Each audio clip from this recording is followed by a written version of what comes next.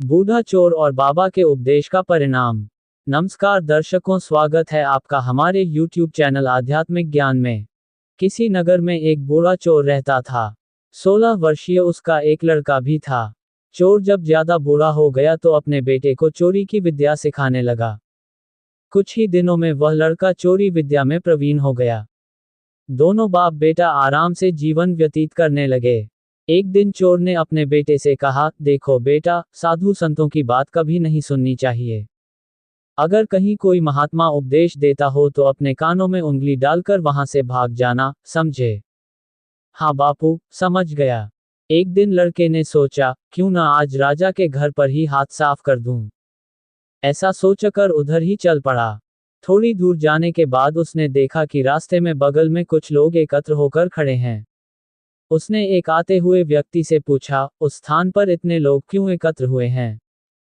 उस आदमी ने उत्तर दिया, वहां एक महात्मा उपदेश दे रहे हैं। ये सुनकर उसका माथा ठनका। इसका उपदेश नहीं सुनूंगा, ऐसा सोचकर अपने कानों में उंगली डालकर वह वहां से भाग निकला। जैसे ही वह भीड़ के निकट पहुंचा, एक पत्थर से ठोकर लगी और वह गिर गया। उस समय महात्मा जी कह रहे थे, कभी झूठ नहीं बोलना चाहिए।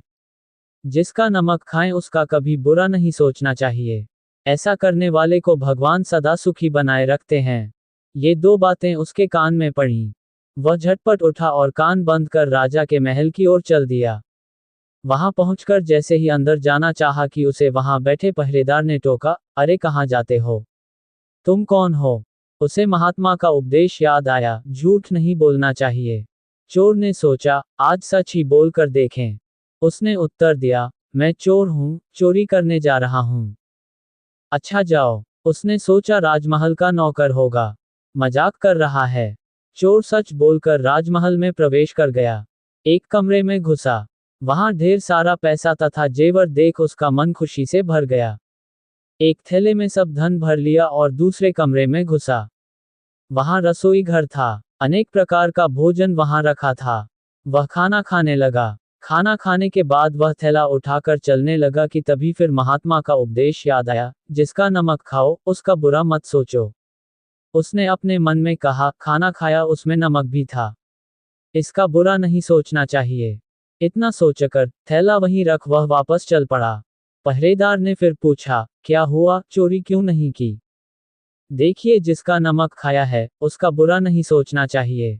मैंने राजा का नमक खाया है, इसलिए चोरी का माल नहीं लाया, वहीं रसोई घर में छोड़ आया। इतना कहकर वह वहां से चल पड़ा।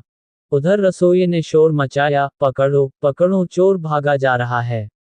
पहरेदार ने चोर को पकड़कर दरबार में उपस्थित किया।